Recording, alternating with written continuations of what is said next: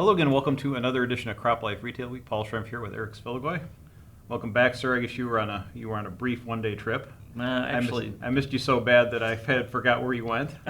it was actually a 2-day trip. Two-day trip. Oh, yes. That's right. You were gone 2 days. See? Yes. Okay. It's so love. sad. I feel the love It's here. so Oh my gosh. It's so sad. Well, it's been pretty quiet around the office. I mean, in terms of we got the October issue out the door. We're starting to work on November and some of the things that's going on there, and that's interesting.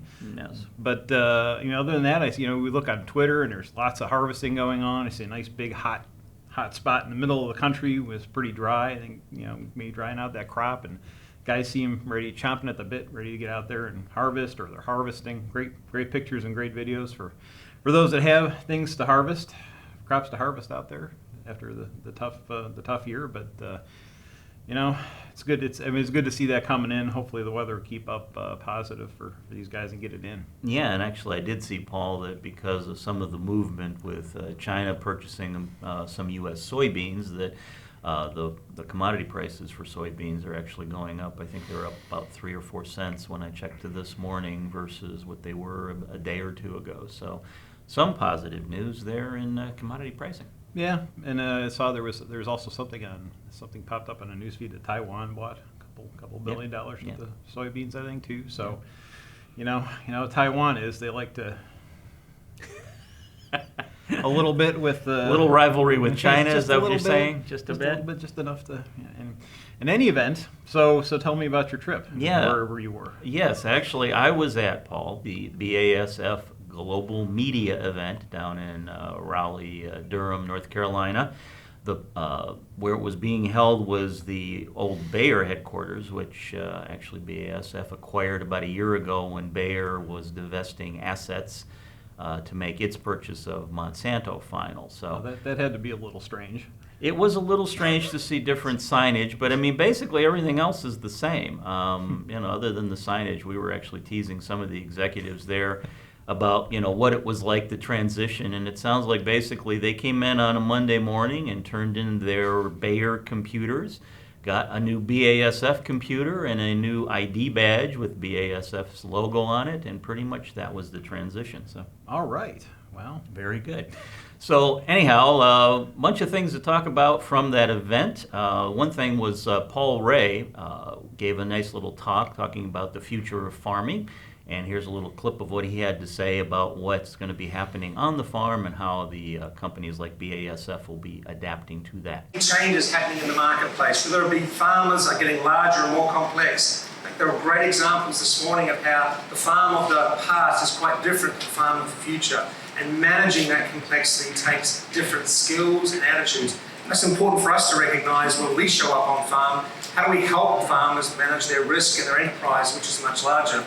Great example with the Renskis on that generational change, how farmers manage their legacy over time. And that generational change will also bring change with it in terms of their adaptation of new skills and capabilities and their demand for new technologies, especially digital ones. So that's what Paul Ray had to say. And Paul, I know one of the things he mentioned was digital and its importance for growers moving forward. And I know that they talked a little bit at the meeting about the Xervio program they have, and it's going to be working now with a smart spray system through Bosch, where actually growers will be able to spot apply the weeds in the field based on what species they are with a different herbicide, so hopefully reducing the possibility of resistance developing. Well, it's great. I think it's a great place for companies like BASF to apply technology to really figure out how to best use the chemistries that they have on hand, how to eradicate those problems to continue to raise yields and get to the bottom of problems. I mean, again, the retailer obviously is still really important, having that agronomist in the field and incorporated with all that, but really the figuring out how to best apply the technologies that they have, that BASF presents, is certainly it's a noble cause for digital technology, and hopefully bring benefits to growers and retailers. Yeah, and then you mentioned the eradication. I know while we were down there, Scott Kay and his team announced that they're going to be introducing this year the weed eradication program, Paul. They're basically saying that growers have been a little too lax in the last couple of years and letting escapes remain in the field, but then develop resistance for the following year and cause serious problems when they're trying to control weeds going forward. So, basically they're looking at full eradication of weeds in the field. They started the program with that, and Scott Kay did mention that retailers will be an important part of this equation as they try to help their growers, convince their growers basically that weed eradication should be the way to go in the future. That's great. And technology to be able to identify it again Yes. and actually take action on it, because you can't see everything, you can't be in every corner of the field at all times. And, season happens fast. Sometimes you can't get to everything, but technology that actually makes it easy, that gives growers the tools to make it happen, Very good. is a very good thing. Well then, Paul, I have a little quiz for you, because there was No, one little... you don't. Yes, I do. There was one little tidbit from the BASF meeting that I thought was interesting. Paul, I know, you're a guy. You're a foodie guy. You like to eat food. I'm a guy and a foodie guy. Well, I'm a guy and I like to eat. I like to eat. Yes.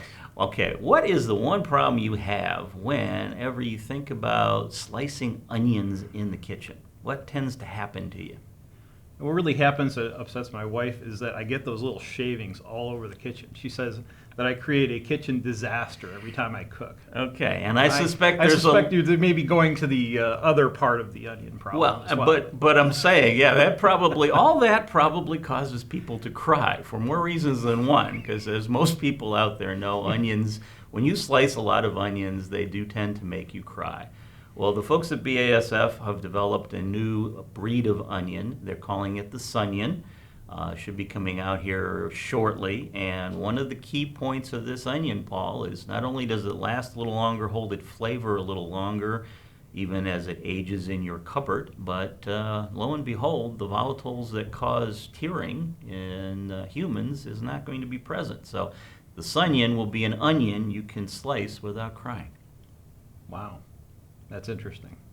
I thought you might enjoy that. Well, it'd be interesting to see how foodies react. I mean, you have the onion is what it is. It's that base flavoring underneath everything. So That's right.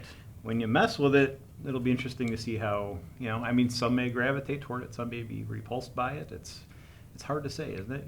Yeah, and again, the gentleman I was talking to at BASF, Lyndon Johnson, mentioned that in terms of crop production in the U.S., onions are fairly small, about 100,000 acres spread out across states like Oregon and Idaho and Arizona and California. So it's not like potatoes where, this will be a side dish on your plate. I mean, as he said, onions are sort of treated as a spice. So, but I know myself, when I have to cut more than an onion or two for a recipe I might be making, I tear up like crazy. So I'm looking forward to the prospect of being able to slice my onions without crying while I'm doing it.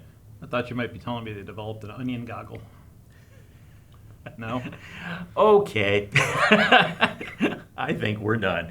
All right. Yes, I think everyone's had enough. So that's it for this edition of CropLife Retail Week. Thanks, and we'll see you next week. If you have questions or comments about today's episode of Retail Week, contact us by email or Twitter, or type your message in the comment section below. Your feedback is important to us. We'll try our best to address your thoughts in next week's episode. And be sure to subscribe to our YouTube channel.